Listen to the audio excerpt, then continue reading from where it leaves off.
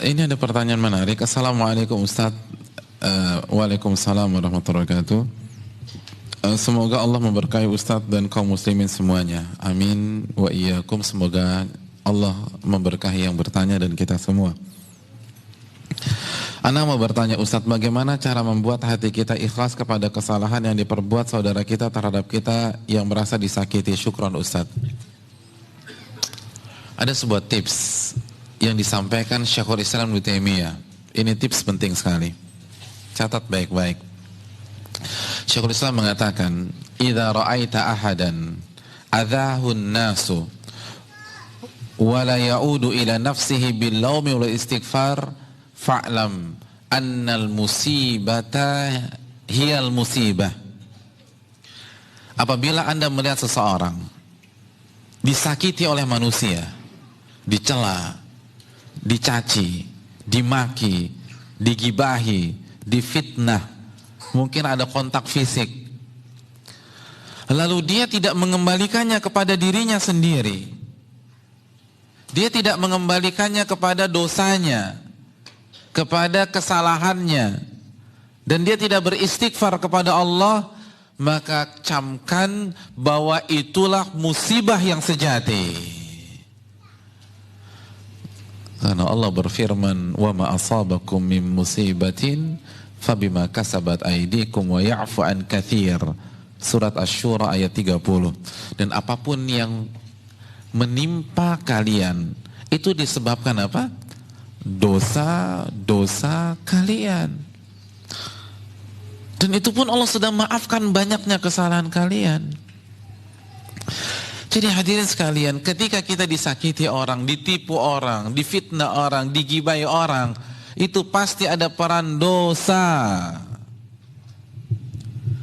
Maka ketika kita menghadapi kondisi-kondisi demikian, introspeksi diri, evaluasi dosa-dosa kita. Ini saya salah apa sama Allah? Pertama cek, kalau misalnya kita diomongin, pastikan apa kritikan mereka kepada kita. Kalau memang benar, perbaiki, berarti itu kesalahannya. Kalau ternyata itu fitnah, kita nggak melakukannya, bukan berarti kita bersih dari kesalahan. Itu karena kesalahan kita di tempat lain, di kesempatan lain. Allah balas melalui itu. Jadi fokus kita jangan hanya menyalahkan yang memfitnah. Jangan hanya menyalahkan yang menipu, jangan hanya menyalahkan yang mencaci, jangan hanya menyalahkan yang memaki, jangan hanya menyalahkan yang memukul atau menyakiti kita. Yang pertama, salahkan dosa, kata beliau. Karena itu pasti karena perbuatan dosa kita. Pasti, nggak diragukan lagi.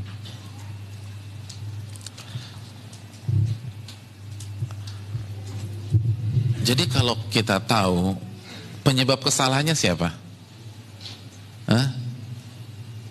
Kita.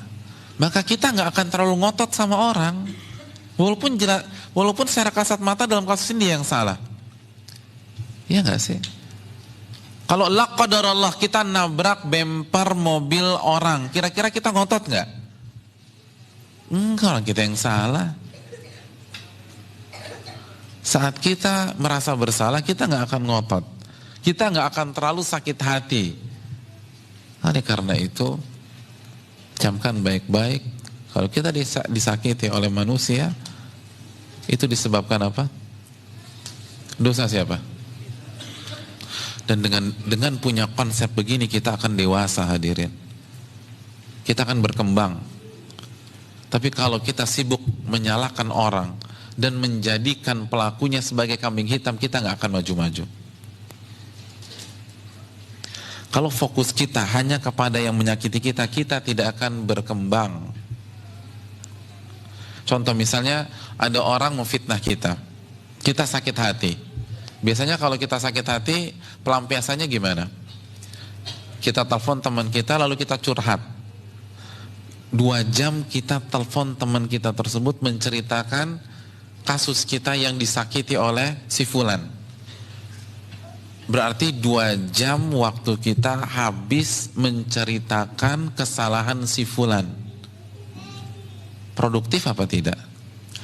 Dan bandingkan kalau kita kembalikan kepada diri sendiri, maka kita akan mengaudit diri kita habis-habisan.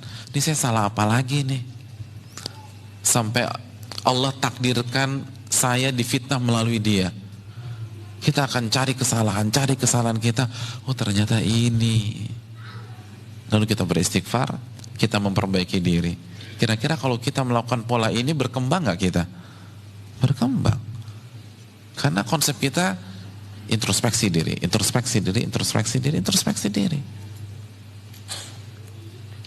Makanya kan ketika kita membaca Sayyidul Istighfar, apa yang kita baca? Abu'u laka bini'matika alayya wa abu'u, udah itu aja. Kata Syekh Abdul Razak bin Abdul Muhsin Al-Abbad, konsep muslim itu dua, akui nikmat Allah dan akui kesalahan kita. Abu'u laka bini'matika alayya, aku akui seluruh nikmat-nikmat ini itu darimu ya Allah. Jadi seluruh fasilitas dunia, seluruh kenyamanan, ketentraman, harta, keluarga, itu semua dari siapa? Dari Allah. Lalu apa yang kita alami, masalah yang kita hadapi, itu disebabkan abu'u laka bini'matika alayya wa abu'u bidzanbi, itu karena dosa. Jadi kita hidup konsepnya dengan mengakui nikmat Allah, lalu kita bersyukur, dan kita mengakui kesalahan kita, lalu kita beristighfar. Saya ingin tanya, dari konsep ini ada pihak ketiga nggak? Ada pihak ketiga nggak? Nggak ada. Nggak ada pihak ketiga. Itu konsep yang diajarkan dalam Sayyidul Istighfar. Nikmat dosa saya, begitu aja udah. Dan kita akan maju.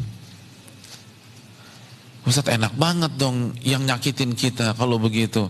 Hadirin, azab Allah untuk dia lebih pedih daripada pembalasan kita untuk dia. Udah, biarkan Allah yang balas. Kita fokuskan menata diri. Itu baru satu konsep loh, belum konsep yang lain. Kalau kita disakiti itu investasi akhirat. Dosa diampunkan, derajat ditinggikan, dan dia akan transfer pahalanya ke kita. Ustadz kayaknya dia nggak punya pahala, ya udah kita yang transfer dosa kita ke dia, selesai. Orang yang mencela, yang menyakiti kita, itu kan sama saja mentransfer pahalanya kepada kita, iya nggak sih? Masih ingat hadis Muslim tentang muflis, orang yang bangkrut? Saya ingin tanya, kalau ada orang mentransfer 10 juta ke rekening antum, antum marah-marah atau antum senang? Hah? Senang. Sekarang mana yang lebih besar, pahala atau duit? Apa dua-duanya? Nggak bisa, emang paling lebih besar pahala.